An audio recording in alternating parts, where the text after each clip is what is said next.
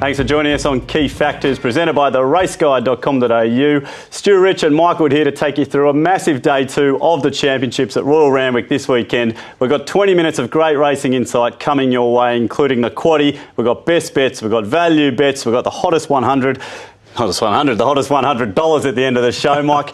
Joined by our chief analyst, Mike Wood here. Mate, how did we get through last week? I'm still going after that. What a roller coaster it was at Royal Randwick for day one of the championships. It was. What a massive day. 5 days after the fact that I think I'm still recovering. The racing god shone brightly on me for the first two races. Yeah. A couple of those tips got up at massive odds in race 1 and 2. But boy, what a long afternoon it was after that. So many hard luck stories for the pub afterwards. Kementari, Uhud, and In Her Time, What's Doing. I guess that's racing, Stu. There were a few brick walls, weren't there? And that brain explosion you just said on In Her Time, that's just something the punters can't plan for, Mike. It's well outside our scope. But look, we're in this beautiful game called racing, and that's the puzzle we've just got to solve sometimes. Yeah, there's always bad luck in racing, swings and roundabouts in this great game that we love. Hopefully the ledger ends up even in the long run. But I tell you what, a lot of punters are owed a lot of luck this Saturday. We've got a lot of analysis to get through this week. We are going to get through the Quaddie legs, but Mike, it's such a great card. We've obviously got the Group 1 Oaks as well, and also the Provincial Championships. Anything earlier to look out for before we get stuck into all the analysis? There's a couple in the hot seat, $100 later on in the Arrowfield that we quite like, but mentioning the Provincial Championships, Just Dreaming, she's got to be the toughest mare going around, doesn't she? She'll be so hard to beat on Saturday. She sure is great. But look, the first leg of the Quaddie, I mean, look, it's WINX, so look, let's just get in with it. It could be the easiest of the day. Let's get into it. The first leg of the Quaddie, it is the Queen Elizabeth over the 2,000 metres, and she's after Black Caviar's record, Mike, going for 25 wins in a row. Our champion, WINX, they say that they're going to be talking about her in the year 2060, but I'm not worried about that, Mike. It's 2018. We've got Humidor chasing, Galo Chop chasing, Happy Clapper chasing, or are they all just chasing for $755,000 prize money for second? $755,000 for second, you're kidding. I mean, you can't underestimate this prize money in the championships. It's huge. It's world beating as well. I think the Coral Eclipse in England's worth $755,000 for the whole purse. Wow. So Australian racing's well ahead. Let's have a look at the way the first race sets up. The first leg of the Quaddie, the Group 1, 2,000 metres, Queen Elizabeth Stakes. There's a couple going forward, including one of the imports, so we should get a fair tempo. Good 3 conditions with a rail out 3 metres. We hope it's going to be a fair bias. Just a small chance we'll get a bit of a near pace bias if the track really firms up. Across to the 3 key factors for this first leg: stage of preparation, which horses are ready to peak, a good dry ram mix important as well, and distance to 2,000 metres. WINX absolutely loves it. She sure does, Mike, and well, we've got to have a look at this market because there's a dominant favourite in this race. It is WINX, $1.18 into $1.15. Look, it's hers to lose, obviously. The big punters have stepped back in again. Old mate with 120 or so grand. Good on him. Humidor there, $12. Galo, 14. Happy Clapper, 15. Like we said, they might just be chasing for second, Mike. It's WINX. We've got to get excited. Let's go. Let's get excited. Let's just appreciate how good a horse she is. The analysis won't be that hard. But let's have a look at an interesting race, which was the Cox Plate at the end of last year, which was the closest any horse has got to WINX in an honestly run 2,000 metre race. She's 3 wide, no cover, coming to the lead now, and Humidor put in a huge bid, Stu. Yeah, you've got to look at this sort of race because you're right, this was the time she was challenged, but I was here this day, the crowd just roared, she lifted, but great win. Yeah, got the job done. She came wide at the wrong time from 900 metres out when the sprint started. Hugh Bowman rode it like a good thing. Humidor had everything go right. The luck won't go that way for him again. Well, look, there's a couple of competitors this week, obviously. We're going to have a look at one, the Japanese raider Ambitious. Mike, some serious Group 1 form coming from Japan here. But how do we look at this? And I mean, you're going to see a camera angle here in a minute. I don't know what was going on watching this replay. Yeah, there's a lot going on. He's one of those horses actually coming from the back, coming out wider. He's a serious 2,000 metre horse, Group 1 quality horse from Japan. He's got some form around Kitasan Black, who's the local hero over there, almost the WINX of Japan. He's running down the outside here. He's an honest, he's a strong, he's a decent 2,000 metre horse. He could be one of the second best horses in the race. The local hero of Japan, racing the local hero of Australia. Mike, there's a look at a couple of replays. Let's get stuck into all the form, all the key factors for this great race on Saturday. WINX, she's going to have all the form on the board. Absolutely simple as. WINX light her up, she gets a gold bar for form. Humidor, his recent form isn't as good as his Cox Plate form. That's why he's so far down there. And there she is, WINX out in front as we get into the key factors. Stage of preparation, Mike. WINX has had a few runs. Yeah, she's getting to her peak. She loves 2,000 metres. We'll talk about that in a second. Humidor on the backup absolutely loves it. Success Days loves fresh. There's a few getting deep into their prep. Galo Chop, Happy Clapper, Ambitious. just might run a bit flat based on their previous preparations. Okay, so it's WINX way out in front, and it's a good Randwick track again on Saturday. Yeah, good Randwick's okay for her, but not too much improvement. It's a little bit of a worry if it gets too firm, so watch those times. Happy Clapper loves it. It may be too firm for success days. Coming through loves it too. Oh, the big gold bar for Happy Clapper there, Mike. Distance up to the 2,000 metres now. That's the factor that puts the nail in the coffin. 2,000 metres honest tempo. They just won't beat her.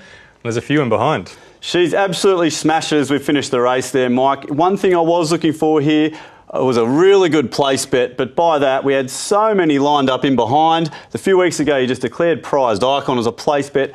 Didn't look to be the case here. Now is it time for a bet, Mike? Let's weigh up all these ratings versus the odds. We saw how far WINX was ahead there, $1.15.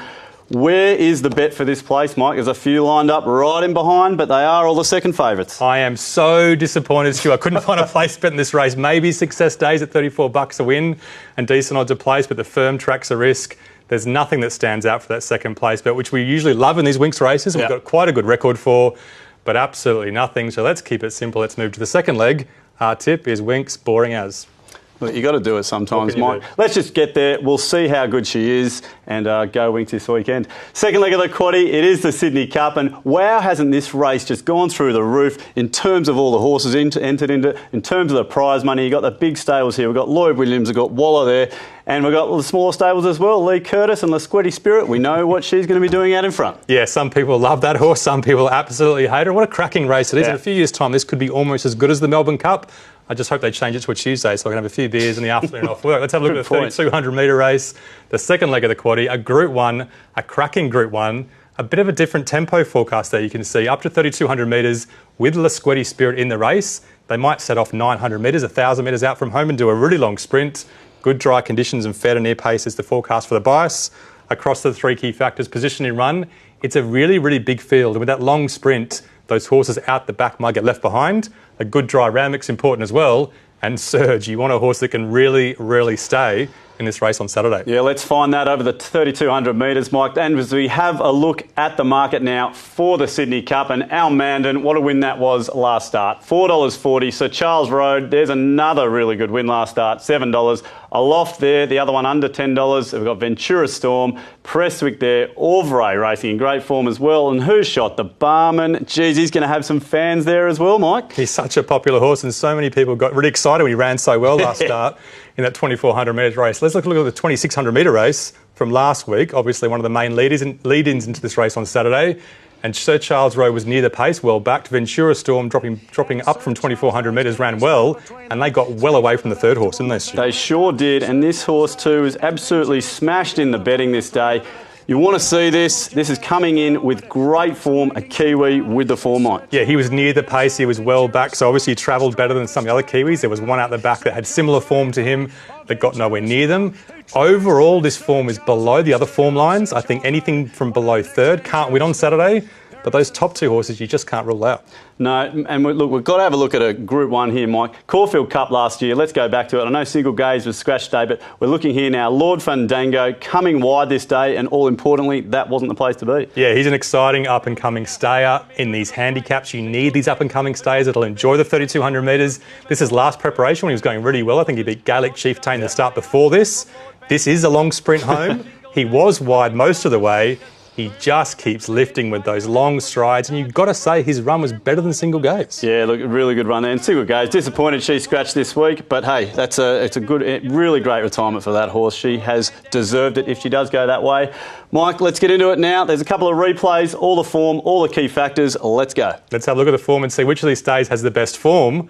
Wow, down the page, Auvray at the weight, slide him up. You've got to give him the gold bar for form. Okay, could we have a race on our hands here in the Sydney Cup? Key factors time, Mike. Position and run, a few levelling up here. Yeah, Loft's drawn a bit wider, might not get the right spot. Prestwick could get a little bit too far back, but most of those horses in the gold can settle midfield or better, which is the right spot to be in this race, we think, on Saturday. Okay, and a good Randwick track again. Yeah, looking for those dry track horses. Most of them are fine. If you love Who Shot the Barman, you want Navesh to put some more dew on the ground because it's not looking good for him. This race is absolutely on. Look at this. Plenty of gold down the bottom here, Mike. And the last one, Surge, 3,200 metres. Yeah, these real stays that can stay on all day. Almandan's won over 3,200 metres. He's won the Melbourne Cup. Prestwick, the Japanese horse, absolutely sticks.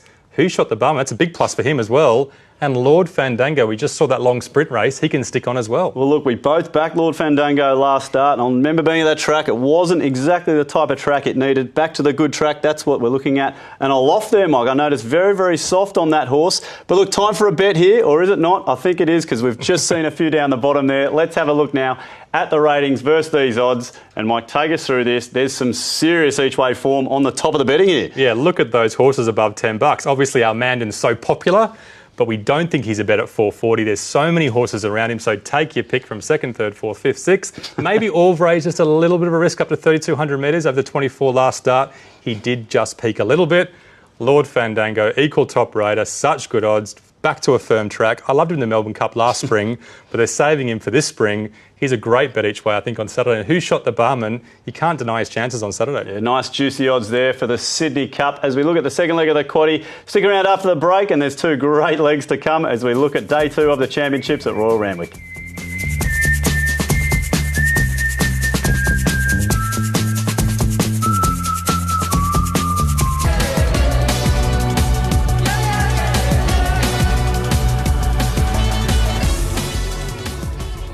Welcome back to Key Factors, presented by theraceguide.com.au. We're up to the third leg of the Quaddie at Royal Randwick this weekend. It is the Coolmore Legacy over the 1,600 metres, and so many mares we've just come to know and love, pretty much like family members, I reckon, Mike. Last year, 2.6 lengths between, I think, the first 7 across the line. One thing's for sure, there's not going to be anything between these as they hit the line on Saturday, Mike. What a race. Yeah, I reckon WINX odds, it'll be less than 2.6 lengths between the top 7 this year. These mares know each other as well as we do. It's going to be a really, really close race on Saturday. Let's have a look at the way the race sets up. Over 1,600 metres, all mares for this Group 1. Fair tempos, a few coming from out wide. We think it should be a fair tempo, but when they do come from over out wide, they might just steady a tiny bit. Good 3 conditions, a fair to near pace bias we talked about across the 3 key factors. We're looking for scope, mares with upside. There's one particular mare with massive upside, a good Randwick track again, and distance. Which of these mares love the mile? Well, look, you're always going to get a good betting race with a race like this for the mares. So let's have a look at it. Dixie Blossoms, we know she loves Randwick, but she's one that's drawn the outside, holding favouritism now at $5. Good Money Science Edition, $8 into $6.50. Daisy Doom, well, Ronnie had no luck with the barriers, did he, with Dixie and Daisy? Out to $8.50. Prompt Response, so solid for Gay, $8.50. Fox plays right there. Spanish Reef, the real improver up from Melbourne. Elise back in trip. This is shaping up as an absolute ripper, Mike. It's a great race. Depends what type of betting race you like, but at least we know these horses very well. We know they're going to be very close, like we keep saying. Let's have a look at the Coolmore and prove that fact.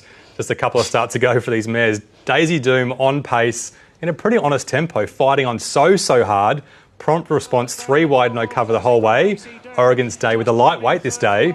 Dixie Blossom's coming from the back, Eckstein from the back, Elise from the back, have Evans above from the back. I think I haven't got them all yet, Stu. And you missed Silence Edition, who runs such a good race, sort of wide and on speed as well. But Daisy Doom, Mike, importantly, got the job done this way. But look, at the end of the day, there's just not much between all these, what we keep saying. Yeah, not much between them. You've got to say Prompt Response is going under the radar. She was 3 wide, no cover in the Maya last year, and she finished pretty close. She was 3 wide, no cover there, and she won next start, so maybe she's better than them. Okay, well, it's all to come out in the wash, Mike. Another horse that's flying from outside that Coolmore form is Spanish Reef. How good was this win going back to Moonee Valley, Mike, a couple of weeks ago? As some good analysts always say, you never know how good they are until they get beaten, and this horse has not been beaten this preparation yet. Second up, it was a really, really slow tempo, and she did all that she could do to win, to beat Samavare.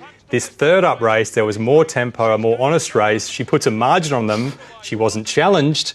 How good is she? Eased up and just gapped Samavare there. Yeah, I don't know how good she is yet.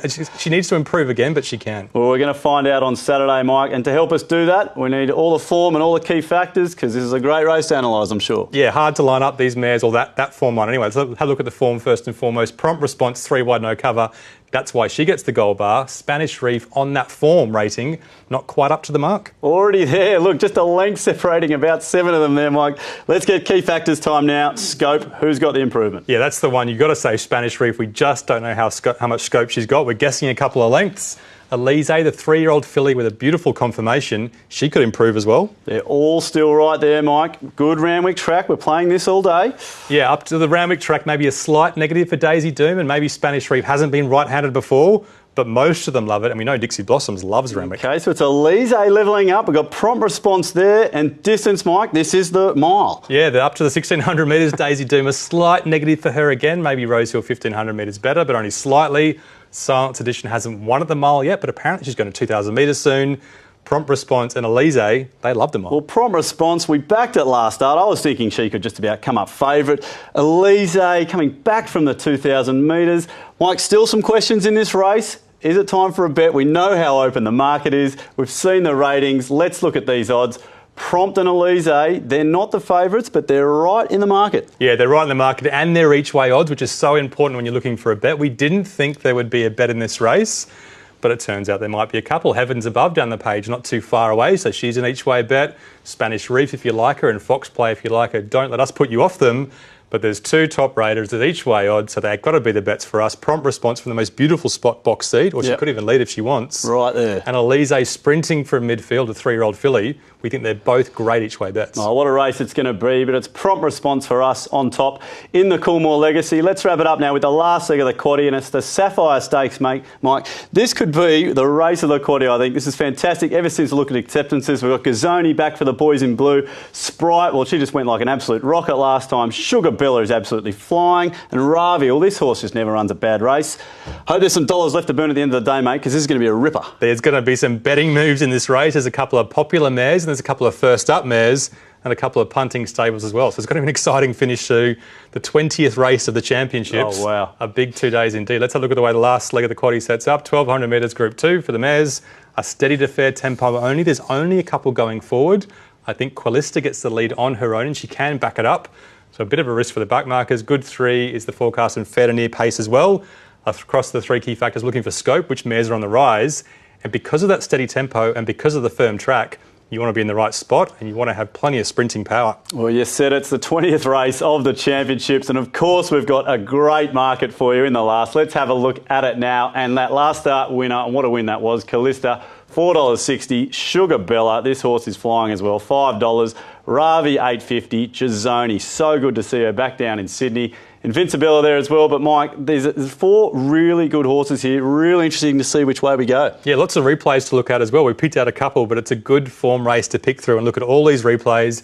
We're not going to look at Qualista and Sugar Bella from last start. It was a soft track, a different race, but we'll look at Sugar Bella from 2 starts ago when she took on Ravi, and there was a little bit of near pace inside bias this day. Ravi had an absolutely massive weight. I think she had about 59 kegs. Sugar Bella comes to the outside. Everyone thought she had absolutely none, but she didn't shoot. She didn't. She comes widest here. What a finish. She just got such a great finish down the middle here. Ravi, this horse just never disappoints me. Yeah, she's so reliable on pace, and she gets a big weight turnaround. Look at the confirmation of Sugar Bella there. Huge, powerful sprinter that can really accelerate. That's how she got there. That race not over till the last bounds. Mike Gazzoni, back in town. Let's go have a look at the run in Brisbane, because there's a bit of a jury out on this race, but the point is there was a big drift on the horse this day, but she finished off pretty well. Yeah, really surprisingly, given the drift that she finished off so well. And we just don't know what to do with this mare, do we? I mean, at her best, she's fantastic. She was running around horses like Japanese Me, Takedown, at their very best. So she's Group 1, Group 2 quality. This run, to be honest, last start before a break, isn't up to that level.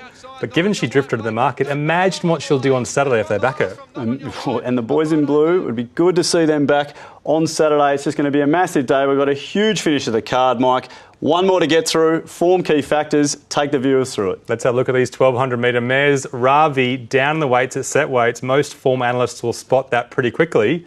She gets the gold bar for form. Okay, but a couple down there on the form. So let's go, Mike. Key factors, scope. How's this going to help us? Yeah, looking for the improvers. Qualista, Sugar Bella, Gazzoni and White Moss all have huge upside, so they all got a gold bar for scope. Okay, and position in run, all important. Yeah, really easy speed map, we think, unless you hear some riding announcements. Qualista gets the lead, Ravi in behind, White Moss just camping off them. That's why the speed mappers will love those 3 mares. Yeah, White Moss really joining in the race here, Mike. How about power at Randwick? Interesting key factor. Yeah, it's a different key factor, isn't it? You have to factor in the steady tempo and which horses can accelerate. We saw Sugar Bella. Sprite did it a couple of weeks ago. Nieta can sprint, but she might peak. And White Moss is an absolute beast. White Moss, the grey, rocketing home there. We've pretty much got a four-way go there, Mike. You've got the grey there, White Moss. Pretty much flopped at Flemington, though, last start. Jazoni, is she back? Four horses there crossing the line together, Mike. Doesn't look like too much edge for me. But look, if we're going to play, let's have a look at it. Ratings versus the odds here. Which way are we going to go? I mean, there they are. Callista, Sugarbella, Ravi, White Moss. They're all there. But hey, one of those is $17, Mike. You've made a pretty good case here for White Moss. Absolutely. Simply that case, isn't it? If they're all top raters, you've always got to go for the best odds. And we think there's 4 to 6 horses that can definitely win this race. So playing each way, add odds. Absolutely nothing wrong with that, especially late in the day. You've got to play each way on race 10, don't you? Ravi, box seat, so hard to beat. She's great each way odds. And White Moss will firm on Saturday. She's fantastic odds on Thursday night. All right, so it's Ravi there for us. And I'm going to only imagine, Mike, we've gone pretty wide in the last leg of the championships there. Let's have a look at this quaddie. Well, we know WINX is in it, so it's pretty much a treble. Take us through it. There's WINX, but yeah, pretty wide after that. You've got to play wide on Saturday. There's absolutely no specials at all through race 8, 9 and 10. It's hard to go through all these horses, isn't it? Race 8, they're pretty much the classy stays, aren't they? Prestwick will really stay on. Lord Fandango, we mentioned that. That's the bet. Race 9, we're going really, really wide. You have to go wide in that leg. Payroll, maybe the roughie that we didn't talk about too much before. She's flying lately. She was great first up. And race 10, they're the horses that we like. White Moss, definitely the bet each way. And you can't leave Sprite out. That first up run was enormous. Oh, that Coolmore Legacy's got me very excited. There's a look at the quaddie. The $100 hot seat, mate. This is absolutely flying. This $100 is just keeps getting winners. We're up to about $7.49, mate. That's not enough. The punters want more. What have you got for us this week? Yeah, second day of the championships. We profited first day of the championships. What can we do here? We're going for the grand on Saturday. We're going for some big bets that might convert this $650 profit into $1,000. Starting with the Arrowfield, I guess the Blue Diamond Group 1 2-year-old Quinella, isn't it? Pariah, yeah, $20 and Catchy $10. She's over the odds down in weight. There's the Sydney Cup. Lord Fandango, definitely a bet. Who shot the barman? My heart's with him as well. And you can't leave out the import. He could do anything. And White Moss, a massive bet at about $17, $18. And Ravi's a cover bet, isn't she? Well, there is some huge value there, not only a hot seat, but also in the quaddie. So, look, if WINX gets home, it's okay, mate, because we can just cheer home a lot of value there on Saturday. What a day that is going to be out at Royal Randwick. Please get there. WINX, she's going to equal Black Caviar's record of 25 in a row. It's going to be something we're all going to be talking about, Mike. We're going to be there. TheRaceGuide.com.au has got all your profiling sorted for the big weekend at Royal Randwick. That's it from us for the championships, but we'll be back next week to get stuck into All Age Stakes Day. See you then. See you at the track.